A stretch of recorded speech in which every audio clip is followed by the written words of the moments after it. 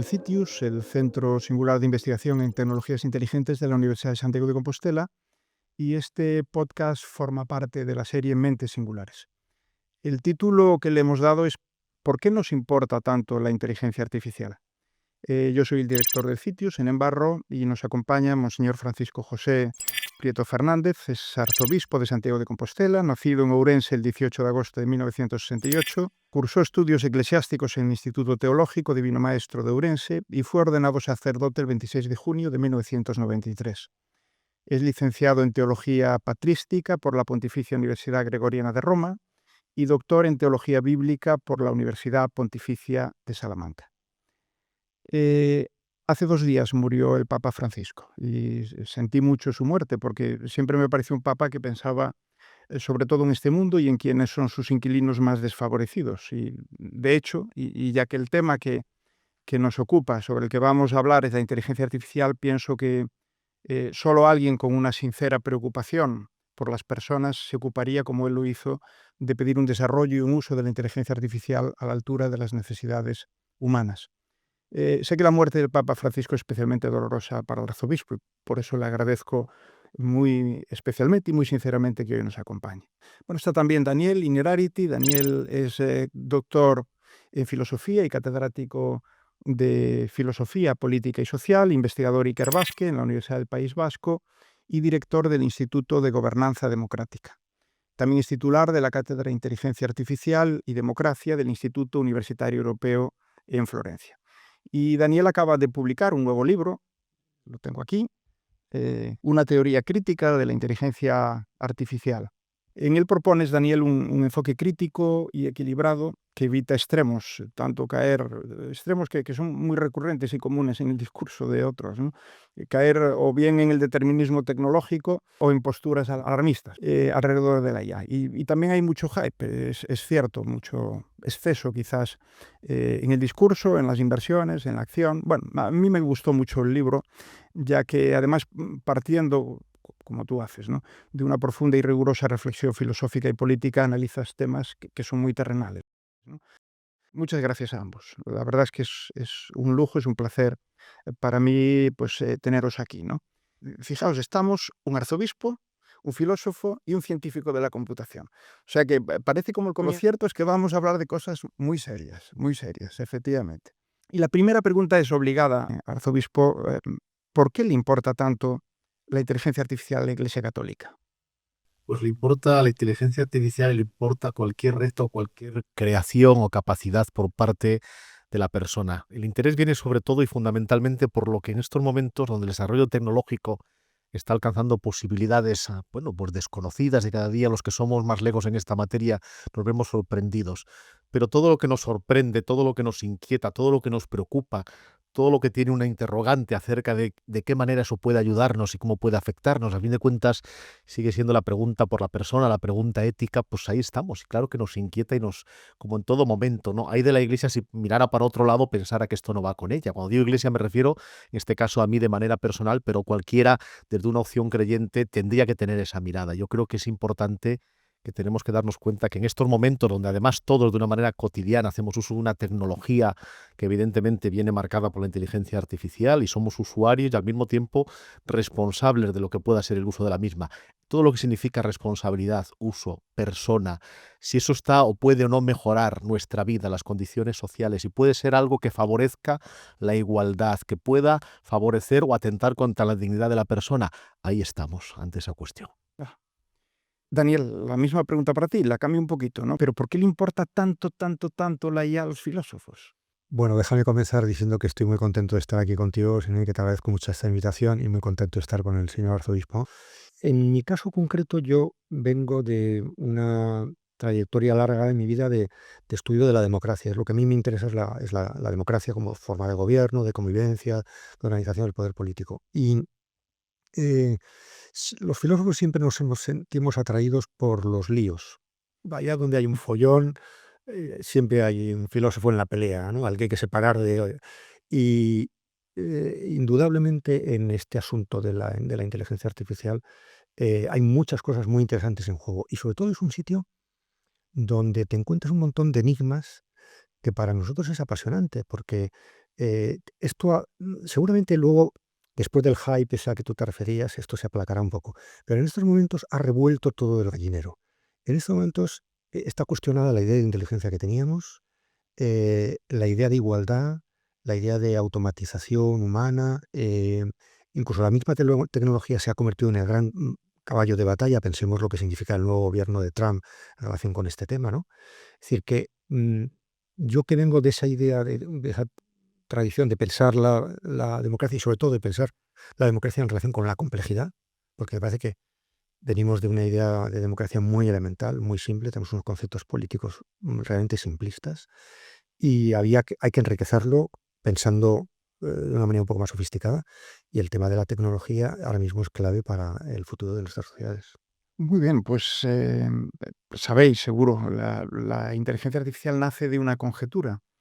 Y la conjetura la voy a leer, es una frase para mí hermosa. Yo tengo el defecto de dedicarme a esto desde hace 4 décadas casi, ¿no? Pero dice, todo aspecto del aprendizaje o cualquier otra característica de la inteligencia puede en principio ser descrito con tal precisión que una máquina pueda ser hecha para simularlo. Conjetura. Esto lo era entonces, lo era en el 55, cuando algunos de los denominados padres de la inteligencia artificial escribieron aquella memoria con la que pidieron fondos a la Fundación Rockefeller para que les financiase un encuentro durante el verano de 1956, que de algún modo es lo que pone en conocimiento público pues, el nacimiento de un nuevo campo científico-tecnológico, ¿no?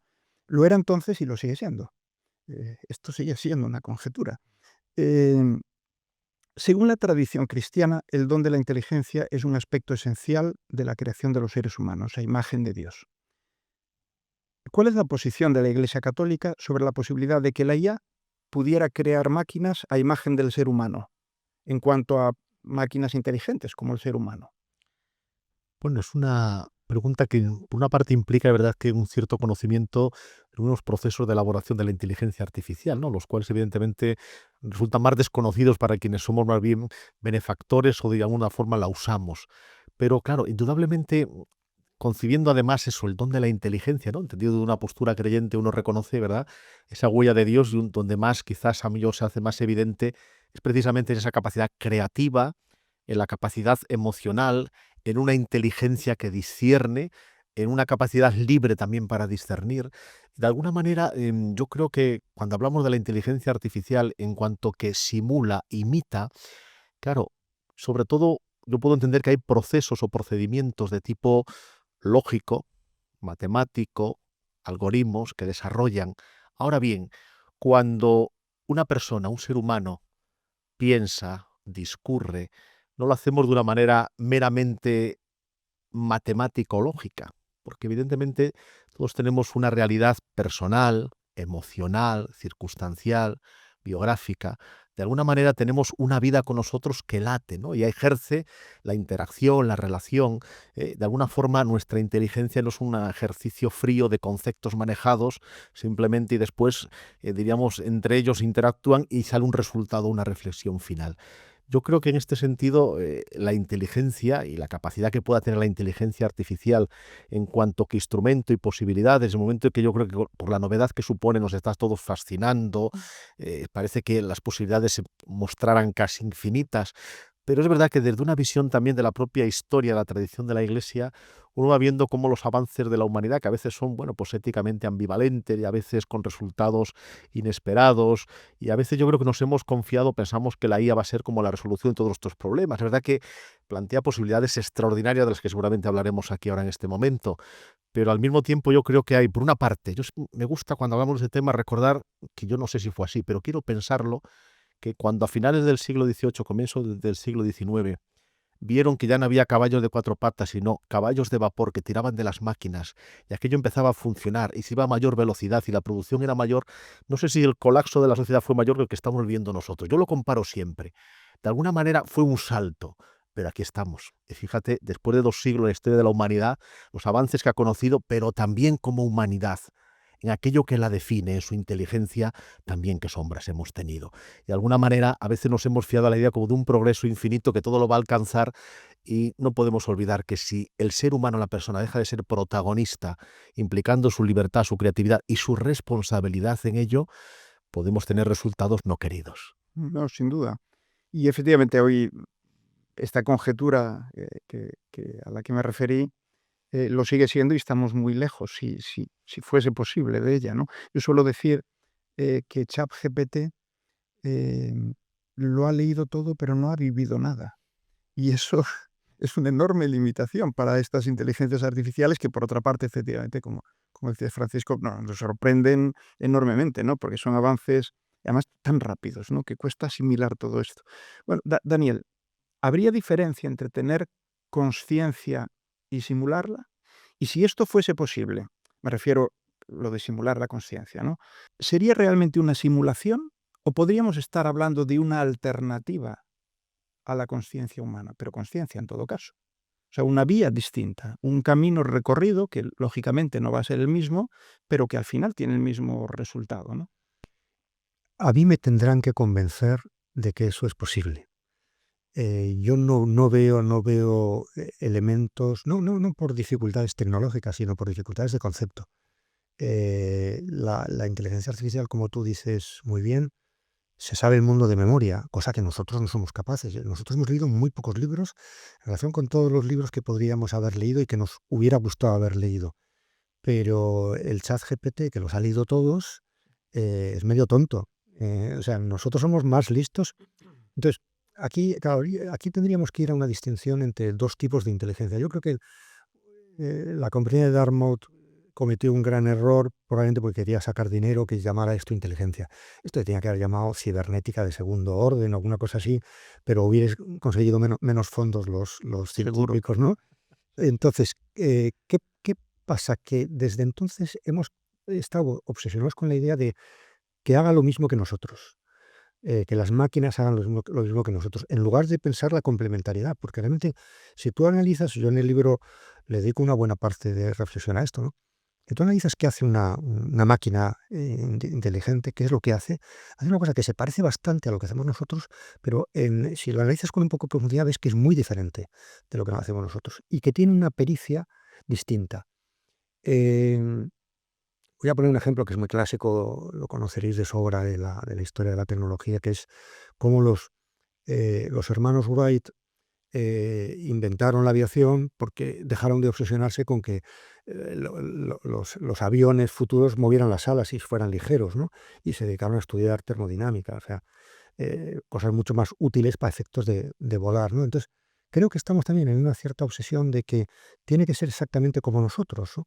Y realmente cuando uno lo analiza con un poco de detenimiento, lo que se da cuenta es que son máquinas que no comprenden lo que dicen, lo dicen muy bien, hacen cosas maravillosas, para las cuales no hace falta comprensión. Nosotros los humanos también hacemos muchas cosas mecánicas que no necesitamos comprender. Podemos aprendernos fórmulas matemáticas de memoria, podemos hacer una derivada sin saber qué significa, pero el elemento nuestro genuinamente humano tiene que ver con dos cosas fundamentalmente. Una, con la capacidad de hacernos cargo de la situación con una cierta rapidez, sin necesidad de muchos datos. Los humanos hemos vivido a lo largo de toda la evolución histórica en contextos de escasez de información y hemos hecho cosas muy importantes. Hemos hecho imperios, hemos formado familias, hemos invadido países, hemos descubierto grandes inventos con poca información. Por tanto, es como si estuviéramos capacitados para, con pocos datos, enseguida hacernos una composición de lugar. Hemos inventado un sistema que es exactamente lo opuesto, que lo que necesita es muchísimos datos para algo que no termina de entender. Mi propuesta es, ¿por qué no pensamos la complementariedad en lugar de dos competiciones, ¿no? Y la otra cosa, que me parece que es muy, muy específica de nosotros los humanos, es lo que, citando a una filósofa judía, Hannah Arendt, decía, lo característico del ser humano es la idea ella llamaba una metáfora que me encanta, la natalidad. Es decir, la capacidad de dar origen a cosas nuevas, o la imprevisibilidad, que en el fondo es prácticamente lo mismo, ¿no? Es decir, bueno, Generalmente hoy nos hemos levantado por la mañana y nos hemos levantado con el pie derecho como siempre, hemos desayunado lo mismo, nos hemos puesto la misma ropa. El señor arzobispo ni siquiera ha tenido que echarle un poco a la imaginación, yo ligeramente, pero tampoco mucho, ¿no? Pues tenemos lo que tenemos. Eh, em, pero de vez en cuando, para bien o para mal, hacemos cosas que no estaban previstas en la receta, en el protocolo, y nos salimos de la ruta. Del guión, claro. Claro, para bien o para mal, ¿eh? A veces es terrible lo que hacemos, pero otras veces hay una pequeña genialidad. Pensar que, por ejemplo, hay un caso que en el libro estudio con un poco de detalle, que es el tema de la música, ¿no? Porque buena parte de la composición musical tiene que ver, sobre todo en el caso de Bach, que es el más paradigmático de esto, tiene que ver con fórmulas que se repiten. Ya, pero invéntame a Bach cuando Bach no está inventado. Ahora mismo hacer sonatas de Bach, el chat las hace, la inteligencia artificial las hace, pero hay que inventarlo, ¿no? Em, Fijaros, mi opinión es que se habla mucho de temas que no son los más importantes cuando hablamos de la IA. Me refiero a nivel mundial, tanto en debates como se escribe sobre ellos, etcétera. Son importantes, son retos que hay que abordar, pero no son los más importantes a mi juicio. Y me voy a explicar. De cuestiones como si las máquinas pueden ser infalibles o no. Yo siempre digo que no. La infalibilidad y la inteligencia, sea humana o sea artificial, son absolutamente incompatibles. La privacidad, los sesgos, cosas relevantes, pero y a veces cosas que son un absurdo a día de hoy, como si en este momento pues las máquinas nos pudiesen someter, subyugar y hacer de nosotros pues un pandero, ¿no? Eh, Algo que no es, no tiene ningún viso de realismo, insisto, a día de hoy al menos. Sin embargo, hay cosas que son de una enorme trascendencia a las que creo que se dedica poca atención. La desinformación, por ejemplo, el incremento de las desigualdades. Antes el arzobispo comentaba, bueno, si la IA puede ayudar a disminuir las desigualdades, pues probablemente podrá, pero hoy por hoy es un amplificador de desigualdades, lo son las tecnologías. En general, las tecnologías a las que no se les pone, no se las embrida, no se les pone cierto coto, y normalmente son al final los poderes políticos, los estados, los que podrían hacerlo, mm, espontáneamente, insisto, tienden a amplificar desigualdades. Entonces me gustaría hablar de esto, del desempleo tecnológico, en fin, de la delegación, lo que yo llamo la delegación cognitiva, que para mí es, de hecho, el riesgo más grande que tenemos. El que depositemos nuestras capacidades intelectuales, cognitivas, de pensamiento, las más singulares, las vayamos delegando, consciente o inconscientemente, en las máquinas, hasta que llegue un momento que el precio a pagar sea enorme. Quizás no por nosotros, que somos personas ya formadas, más o menos cultivadas, etcétera, pero los jóvenes, ¿no? Y los que están por venir. Y vamos a empezar con el desempleo tecnológico, si os parece. Entonces, a día de hoy, antes hablábamos de ChatGPT, de cómo nos asombra la inteligencia artificial, todas estas herramientas y sobre todo la IA generativa, pues está haciendo que, por ejemplo, eh, haya chatbots de conversación pastoral. El otro día estuve viendo uno, curioseando, que se llama IA de Jesús, Jesus AI, pues, en inglés, donde hay una advertencia, eso sí, dice: la IA de Jesús no pretende sustituir ni representar a ninguna figura religiosa. El contenido generado tiene fines exclusivamente educativos y puede contener imprecisiones y sesgos.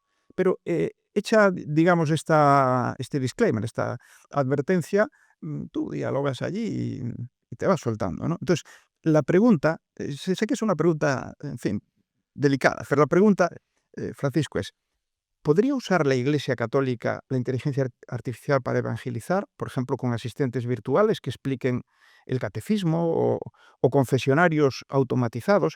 O sea, la posibilidad tecnológica es real, pero yo quiero decir que ¿esto es absolutamente descabellado o no? ¿Puede escribirse una homilía con ayuda de una IA si el mensaje sigue siendo, lógicamente, teológicamente correcto e inspirador? Y acabo. Si una IA pudiera mantener conversaciones espirituales que diesen consuelo a las personas, ¿qué diferencia esencial habría con un confesor humano? ¿Y dónde está el límite en el uso de la IA, por ejemplo, en las responsabilidades de los clérigos? Bueno, es interesante lo que plantea y los retos que suscita. Permitidme que haga como una reflexión personal a raíz de que algo que hace unos años vivíamos, ¿verdad? En el año 2020, aquella pandemia que nos recluyó a todos, nos aisló, nos encerró en casa, buscamos la forma de comunicarnos unos con otros, de repente la videoconferencia no nos normalizó, nos podíamos escuchar y ver, pero yo recuerdo que todos echamos en falta, y esa carencia nos ha dejado no pequeñas heridas, lo que yo me atrevo a denominar el sacramento del encuentro, o sea, la presencialidad. Vamos a ver, incluso la conversación que estamos manteniendo ahora entre nosotros, yo ahora mientras escuchaba nosotros pensaba, ¿y si ahora cada uno de nosotros fuéramos como un avatar y de repente reprodujeran en base a toda la información que tienen sobre cada uno de nosotros, nuestro modo de expresarnos, nuestro lenguaje, nuestros libros, artículos, trabajos? Seguramente que el avatar, hasta físicamente, por supuesto, que lo haría, aunque de una manera, como ves esas imágenes de inteligencia artificial, de una belleza fría, limpia pero fría. Y digo yo, no sería lo mismo este podcast que estamos aquí ahora grabando, evidentemente. O sea, falta esa interacción, esa presencialidad. Hablaba de las sombras, claro que sí, evidentemente la cantidad de información que maneja la IA en estos momentos te permite que ante cualquier planteamiento, que todos hemos hecho la prueba, ¿no? A ver, una homilía sobre este texto del Evangelio, en este domingo concreto, inmediatamente viene como un torrente de texto que después te pide ir precisando. Yo que tengo la suerte de poder presidir la Eucaristía en la Catedral de Santiago de Compostela, te das cuenta de que hay un contexto que, por muy bien que lleves ese esquema preparado, de repente lo que ves es delante es una multitud de personas, peregrinos de distintos lugares, hay una circunstancia, un momento, hasta el clima del día que hay, la gente que allí está, el gesto de unos y de otros, al peregrino que ves incómodo porque viene cansado, entonces tú acortas la homilía, pero tratas de empatizar. Eso no lo hace la inteligencia artificial. O sea, yo creo que hay elementos, y en las cuestiones que afectan a una tarea pastoral, donde evidentemente no se trata solamente de unas cuestiones meramente, como diría yo, damos lo pastoral como una realización de actos, ritos. No, no, es el encuentro con la persona en una dimensión tan singular como es la pregunta por lo trascendente, por lo creyente, con todo lo que eso implica de manera personal, suscitas emociones, interrogantes, cuestiones. Claro, ahí de repente entra un volcán de situaciones que va mucho más allá de lo que pueda ser, diríamos, como un conjunto de recetas que seguramente dominará mucho mejor que lo pueda hacer yo mismo la Suma Teológica de Santo Tomás de Aquino o todo el caudal dogmático y doctrinal de la Iglesia sobre cierta cuestión. Pero en ese momento tienes delante a alguien al que estás viendo, mirando, y que a lo mejor, no sé, en su alegría o en su dolor, en su herida o en el momento que está viviendo, basta la presencia o basta la escucha. La inteligencia artificial escucha, la inteligencia artificial puede empatizar.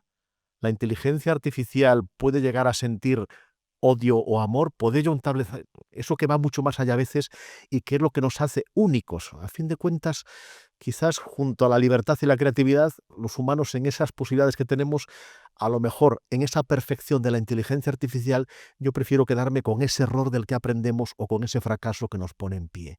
Me dejas en complementar una cosa. Sí. A veces cuando pensamos la relación entre humanos y la inteligencia artificial, inconscientemente tendemos a pensar que nosotros estamos por encima y la inteligencia artificial está por debajo. Igual es al revés. Igual el problema de la inteligencia artificial es que es demasiado perfecta y nosotros los humanos somos muy imperfectos. Pero la humanidad, hay una parte de la humanidad que está en el error, en la imperfección. Tú hablabas de la perfecta frialdad del avatar. Es que eso es lo que no es humano. Si nosotros ahora transcribiéramos esta conversación por escrito, la pusiéramos por escrito, veríamos que ahí está llena de titubeos, Sí. de palabras que no cuadran, frases sin acabar. Nos hemos entendido perfectamente, por lo menos hasta ahora. Imaginemos que uno de nosotros hubiera leído un papel que llevaba escrito. Hubiéramos desconectado, nos hubiéramos distraído. Nosotros quedamos homilías, conferencias, clases, todo el día estamos haciendo en esto.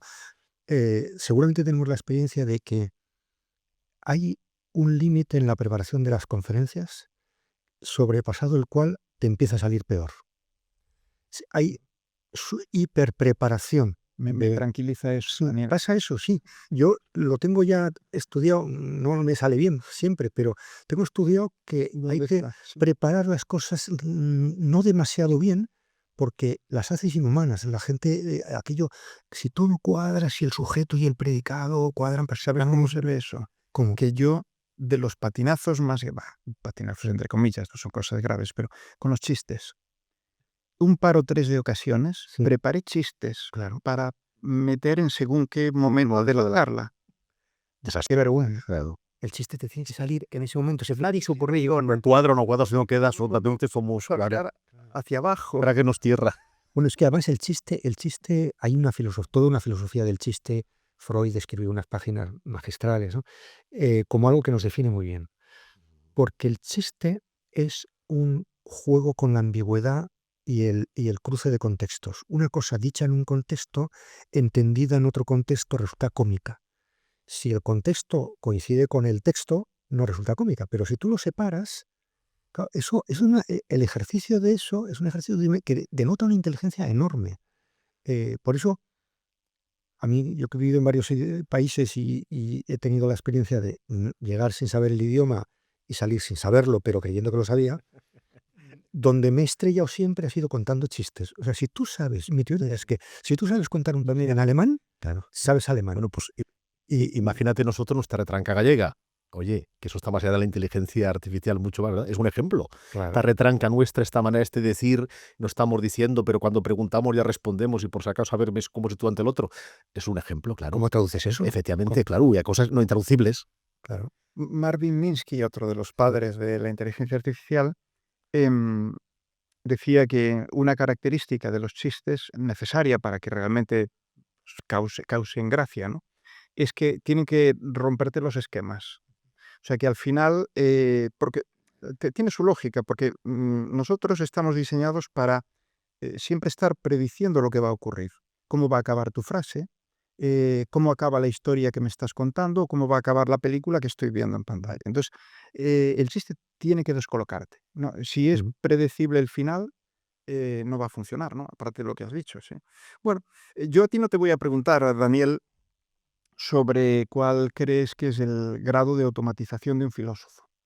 Eh, a mí, que conste que además me gustaría que muy poco, porque yo os admiro mucho. Trabajáis con el instrumento, la herramienta que, que es más sofisticada, que más nos hace humanos, ¿no? Pues, por tanto, ojalá que muy poco, ¿no? Eh, pero sí me interesa tu opinión sobre la automatización del trabajo. Y es que la tecnología, lógicamente, lo va a permitir cada vez más, más y más y más. Pero ¿tiene que haber un límite a esto? ¿O todo lo que la tecnología vaya permitiendo, bienvenido sea? Yo creo que si uno repasa lo que ha hecho en el día de hoy, se da cuenta de que ha sido muy poco creativo, ¿no? Por lo menos en mi caso, yo ahora pienso, ¿qué es lo que he hecho desde que me he levantado? He cogido el coche, he venido, el avión, tal, las cosas que he dicho, realmente han sido muy poco originales, no me merecerían un copyright ni derechos de autor, son cosas, he dicho lo que han dicho otros, o sea, en general, ¿no? Eh, y, por tanto, ¿qué quiero decir con esto? Que mi punto de partida es que los humanos hacemos cosas realmente muy automáticas y de manera muy inconsciente, y además eso me parece que tampoco es un defecto, sino que es una virtud, porque eso nos permite que la cabeza esté en otros sitios, ¿no? Decía Whitehead, un gran matemático norteamericano a principios del siglo XX, decía, la humanidad avanza en función del número de cosas que somos capaces los humanos de hacer sin pensar en ellas. Es una maravilla. O sea, en una parte de mi libro hay una reivindicación de la automatización como algo humano, que tendemos a pensar, solo somos humanos cuando somos creativos. Pues estamos fastidiados, porque yo realmente no sé cuántos minutos al día soy creativo, y además no me obsesiona mucho y no me preocupa demasiado, ¿no? Generalmente a mí, por ejemplo, en clase, ¿no? Generalmente me aburre mucho hacer el mismo programa que el año anterior, pero no soy capaz de renovarme todos los años. Entonces, lo que hago es una parte, me dedico el verano a preparar una parte mejor, pero el resto, oye, pues hecho de lo que tenía, ¿no? Hecho mano de eso, ¿no? Entonces, eh, tendríamos que pensar cada uno de nosotros, sinceramente, qué parte de nuestro trabajo eh, es perfectamente factible por una máquina. Un ejemplo de mi vida de profesor. Cuando yo empecé a dar clases en la universidad, el año 81, qué tiempos aquellos, no existía ChatGPT, no había internet, no había. Y entonces yo daba una asignatura que era Historia del Pensamiento Político. ¿Y sabéis a lo que me dedicaba yo fundamentalmente? A dar información. O sea, yo llegaba y decía, Platón escribió tantos libros, nació, vivió, tal, y sus libros políticos son estos, y sus tesis fundamentales son estos. Eso, eso está en Google, y ahora ya el chat te lo hace mejor. ¿Qué es lo que nos ha pasado a los profesores? Seguro que o a los curas, seguro que tenemos todos una experiencia similar, aunque no hayamos reflexionado mucho sobre ella, que hemos dejado de competir con Google, porque Google sabe más. Entonces, si yo antes en una clase, por poner un ejemplo, yo dedicaba el 80% a dar información y el 20% a interpretarla, ahora mismo es al revés. Ahora mismo, si lo hago bien, si lo hago bien, realmente yo ya no doy información, porque eso ya lo encuentras por otro lado. Me tengo que concentrar, o sea, yo lo que creo que tengo delante es gente, que cambia mucho la vida cuando tú tienes delante gente que tiene poca información y cuando tienes delante gente que tiene excesiva información. No contesta mucho a tu pregunta, pero No, pero no, pero me he ido a sí todas ramas. sí es contestado y en todo caso cosas muy interesantes. Por cierto, lo de la automatización, las personas no podemos hacer dos cosas conscientemente a la vez. Si no tuviéramos procesos de automatización, estaríamos tremendamente limitados. Yo siempre suelo poner el ejemplo de conducir. Cuando uno empieza a conducir, no sabe, eh, todos sus 5 sentidos están y el pensamiento consciente está en, ¿qué era? Ahora primero pisaba el embrague y ahora metía primera. No puedes mantener una conversación con esa persona, es imposible, no te sigue, no puede. Sin embargo, aprendes a conducir, coges cierta destreza y no sé si esto debo decirlo así, pero yo a veces voy por la autopista y durante media hora no soy consciente de haber hecho nada, salvo Sí. estar pensando en el teorema de no sé qué, o en el problema que tengo no sé cuánto, o en mi hijo que va a ir de viaje a no sé dónde. Pues, Esto es así. Las decisiones que se pueden automatizar o las cosas que se pueden automatizar no es solo el trabajo, ¿no? Hay otras tremendamente importantes y sensibles que podrían, ¿no? No sé si habéis visto la película Justicia Artificial. Sí, Ujú. bueno, yo la he por tu visto también, recomendación. sí, efectivamente, porque yo organicé, digamos, un debate precisamente sobre esa película. Cuenta un futuro que podría estar aquí, podría ser mañana, ¿no? Pero es un futuro donde el gobierno español en particular convoca un referéndum. Por cierto, hay una mujer presidiendo el gobierno, o sea que no es hoy, pero puede ser mañana. Ciencia ficción, Me claro. parece magnífico. Y Eso me apunto. claro, claro, efectivamente, yo creo que nos apuntamos todos. Y esa presidenta, bueno, convoca un referéndum para implementar un sistema de inteligencia artificial en la administración de justicia, en definitiva, que con el objeto de automatizar, de despolitizar además los procesos judiciales, así se dice, ¿no? Sustituyendo a jueces en todos los tribunales del país. A mi juicio, la película está bien ejecutada. Yo además la he escudriñado con ojos de científico de la computación, ¿no? Yo creo que está realmente bien. Y desde luego nos somete a una serie de reflexiones muy interesantes, ¿no? Cuestiona si es posible o deseable delegar este tipo de decisiones en una IA. El sistema, de hecho, se presenta como imparcial, pero se revela durante la película que los algoritmos lógicamente pueden ser programados con intereses ocultos y para favorecer al que paga, al poderoso, para que en definitiva los algoritmos vayan en su beneficio, ¿no? Bueno, existe el riesgo de que si delegamos este tipo de decisiones a sistemas inteligentes estemos realmente abdicando responsabilidades morales que deberían de seguir siendo humanas. Lo que es. Por otra parte, bueno, me apunto la película porque soy un cinéfilo, confeso, pero a veces no puedo dedicar tanto tiempo. Pero sí, tenía noticia de ella, pero me alegro, sobre todo sin spoiler, que lo agradezco también, pero para verla y también ver cómo acontece ese debate precisamente también en el ámbito cinematográfico, porque bueno, es una forma de que los mensajes y las ideas lleguen y de qué manera, ¿no? Porque el cine es un poderoso instrumento en el sentido de comunicación y transmisión de ideas y pensamiento. Pero bueno, es una cuestión, claro, seria. Hablamos de la decisión, ¿verdad? El juez que tiene que dictaminar sentencias sobre una persona, una situación, un contexto, una información en base a un código legal, un código penal, que evidentemente, bueno, pues uno parte siempre de esa capacidad, esa capacitación que tienen los jueces a la hora de te enfrentas de repente a un juicio oral, los testigos, las declaraciones de unos y de otros.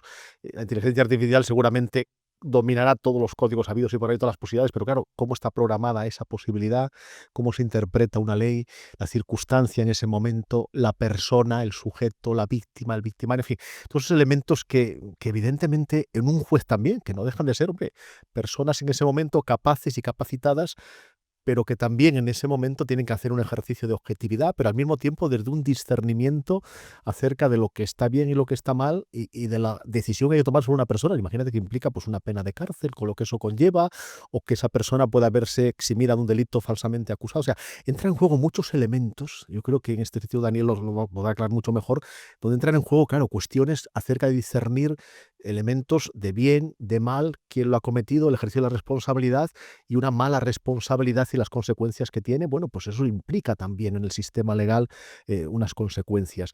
Bueno, asusta un poco, ¿no?, esa posibilidad que lo plantea de esa manera, ¿no? Porque claro, a fin de cuentas, de acuerdo, la máquina será, como decía antes, será perfecta. Pero esto sucede como cuando a veces tienes un 90% de posibilidades, mire, haga usted esto, y eso que llamamos intuición te dice, uy, pues no me voy por aquí. Y resulta que en ese 10% es donde he acertado. No lo sé, a lo mejor el ámbito de la justicia no se puede equilibrar de esta manera y esa balanza es tan compleja. Pero, no sé, esperaría ver la película. No vería ese final, esperaría ver la película, pero Tú lo has me visto, interroga, me Daniel, sí. interroga. Entonces, ¿cuál es tu opinión? Mira, cuando voy a contestar tu pregunta con un pequeño rodeo. En pleno lío en España del tema del consentimiento, el gran debate, recordáis, que hubo aquí hace unos años sobre solo si es sí, consentimiento, algunos escándalos de algunas sentencias, en fin. Coincidí en el avión con una persona, con un juez relativamente conocido, y le pregunté, oye, ¿esto cómo lo resolvéis los jueces? Porque claro, aquí hay dos testimonios de dos personas, generalmente sin testigos. Uno dice que hubo consentimiento y otra dice que no, ¿no? Y a mí eso me produce un escalofrío, me parece terrible, o sea, como yo sería incapaz de juzgar, mandar a uno a la cárcel o declararlo inocente en un tema tan dramático, tan tal. Y me dijo una cosa que me tranquilizó, dentro de que los cometerán errores y algunas sentencias yo puedo estar muy en contra. Me decía, mira, cuando los jueces generalmente eh, tenemos un proceso reglado en virtud del cual, bueno, primero hay unas declaraciones policiales, en varios momentos, en los iniciales, luego posterior, bueno, me repitió todo el proceso, luego hay un juicio, en el juicio siempre se escucha una parte, pero se escucha a la otra, etcétera. Los humanos yo creo que es una de las grandes conquistas de la inteligencia humana y del sentido común humano, que es poner siempre las dos partes a dialogar. Siempre la ciencia, ¿por qué la ciencia es una gran institución? Porque la ciencia, cualquier hipótesis es plausible, ¿no? Y lo que hacemos es discutan ustedes. ¿Por qué la escuela es una cosa extraordinaria? Porque en la escuela uno choca con las experiencias de otros. ¿Por qué los seres humanos hacemos justicia? Porque ponemos en la misma sala a litigar a dos opiniones contrarias. Y decía, yo al final, los jueces al final nos hacemos idea, o sea, somos capaces de decir fulanito o menganita están mintiendo o están diciendo la verdad. Pues eso tiene un riesgo muy grande, Daniel. Sí, Claro. el otro, pero no hay una solución mejor. Sí, no sé. No sé si la hay. La sustitución no lo es, eso estoy de acuerdo. La sustitución por una máquina pierde todos los aspectos que comentaba Francisco, los que tú decías. Pero fíjate que esto es justo, de nuevo, no hago spoiler, pero es justo uno de los temas en los que se incide en la película, claro. El que eliminas de algún modo la discrecionalidad. Eso es lo que se pretende, la discrecionalidad de la persona, que es falible, que tiene perjuicios, tiene sesgos, tiene apriorismos, tiene... no me entró por el ojo, ¿no? No te lo van a decir así, pero de algún modo lo que está diciendo es esto. Es decir, más o menos vemos y hay alguien que es creíble o más creíble y a ese le concedemos Pero, en blanco. pero fíjate que en ese proceso hay intervención de peritos. O sea, hay saber experto, no es que haya, no es a ver mi olfato, Exactamente. mi sentidiño, que diría, No, no es el sentidiño y el olfato vienen después de un largo proceso donde hay pruebas claro. y la clasificación de pruebas es muy estricta. Y luego al final hay un punto de creatividad. Donde juega su papel. Claro, estamos defendiendo que somos creativos o no. También la creatividad tiene riesgos. Lo otro que es reducir a un chat, hay cuestiones que no se pueden objetivizar más que hasta un cierto límite, ¿no? Y y lo que tiene que ver con, claro, con una acción deliberada, intencional de hacer un mal, eh, tal y como está en el Código Penal, es tremendamente difícil, ¿no? Sí, pero de nuevo, fíjate, lo habéis dicho los dos y yo estoy 100% de acuerdo. Complementariedad. Sí. Porque una herramienta de este tipo también a la juez, al juez, le puede recordar ciertos aspectos, hacerle referencia a que hay temas que parecen especialmente críticos dentro de lo que tiene que analizar.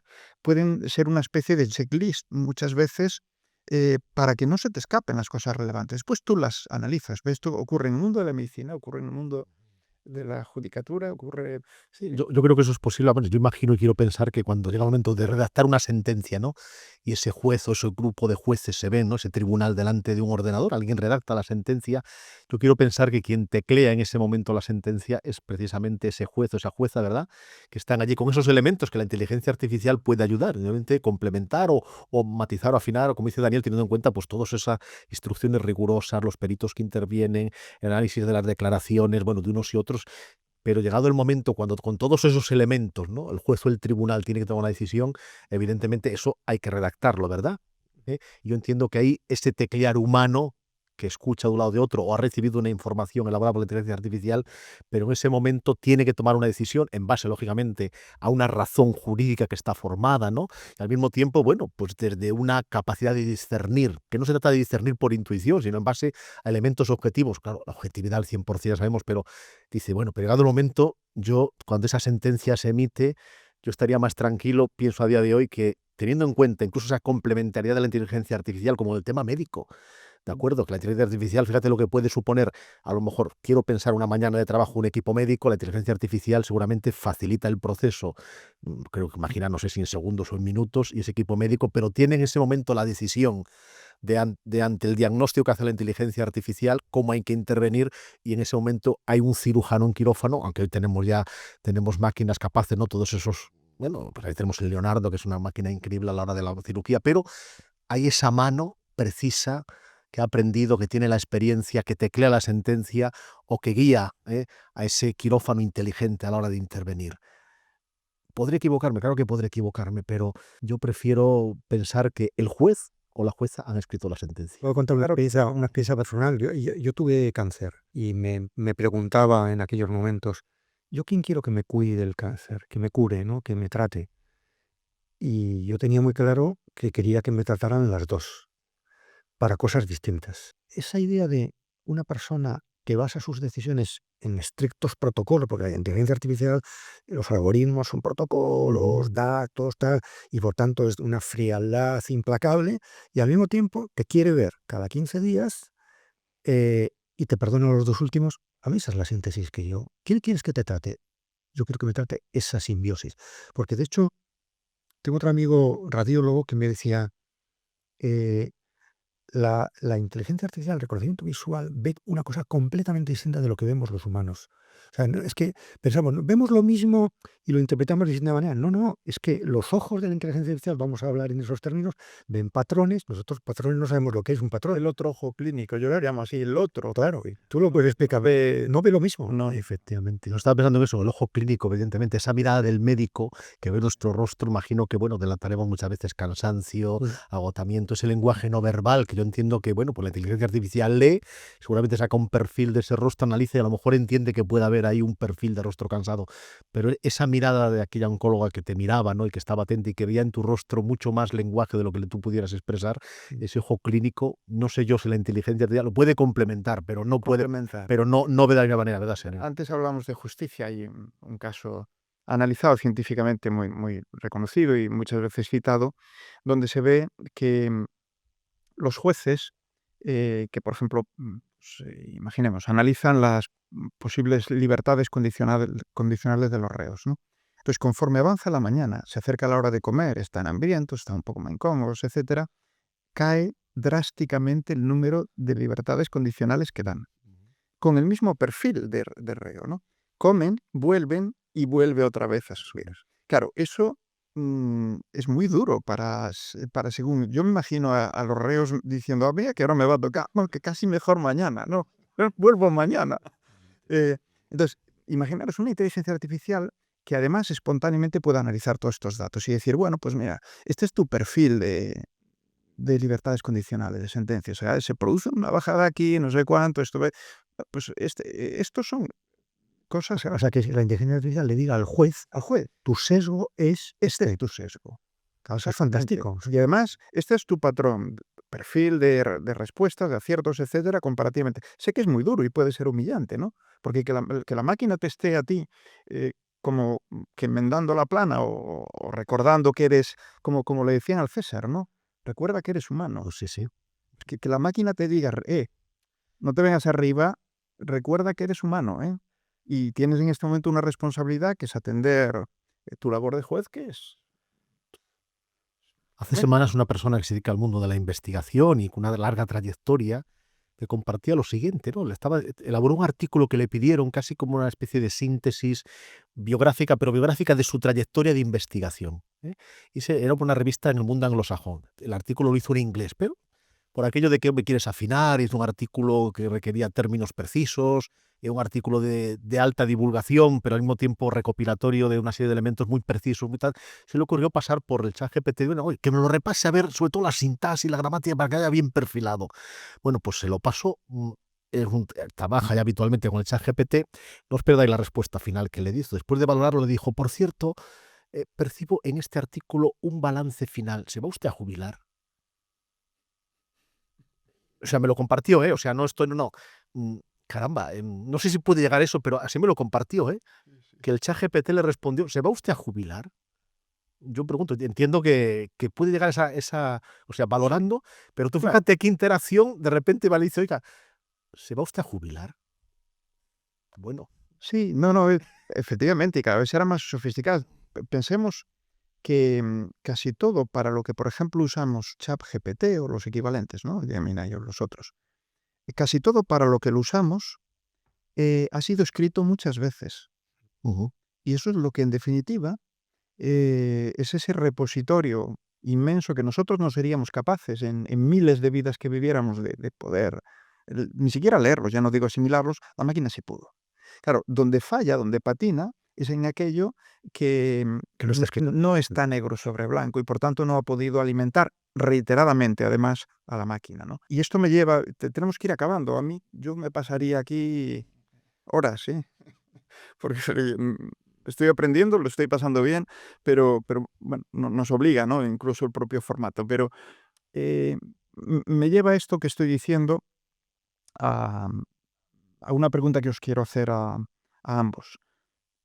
¿Cuál es la diferencia entre que una persona decida bombardear un hospital o un campo de refugiados o que un arma autónoma sea diseñada y dejada a que actúe de acuerdo con unos objetivos prefijados, pero no señalados, sino que el arma una vez disparada ya busca y actúa de acuerdo con su algoritmia, ¿no? Pero ¿qué diferencia hay? sea cual sea, decide que hay que atacarte los objetivos o la toma una persona, claro, a fin de cuentas es una decisión sobre la vida de otros, ¿no?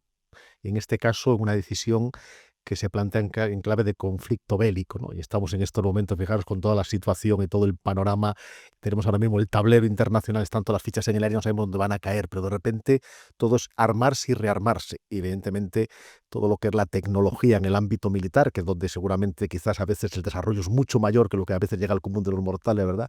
Y donde a veces hay, porque entiendo que ahí las inversiones son importantísimas y los elementos geoestratégicos también, pero claro, llegado ese momento y esa decisión, sea cual sea, claro, en un caso una persona decide, establece un objetivo, claro, y por otra una máquina que elabora y dice, bueno, pues un programa que establece y dice, estos son, es que sea una o sea la otra, estamos en una decisión que yo entiendo que es compleja y no quiero caer en un pacifismo facilón, ¿no? Porque es verdad que esto es un tema complejo, pero claro, hablamos de decidir con todas esas consecuencias, ¿no? Porque si las bombas fueran limpias, ¿verdad? Y caen y lo que hacen, vamos a destruir un puente, muy bien, pero no es así, no es así, no se destruye un puente meramente, o no, lo que sabemos y las consecuencias que tiene cualquier decisión con la tecnología, sean con los arcos y flechas, o sea con la tecnología actual, a fin de cuentas, es destrucción, ¿no? Y entonces ahí sí que entramos en un elemento Estoy convencido que la inteligencia artificial seguramente ya está, bueno, y seguramente está siendo usada y de qué manera, ¿no?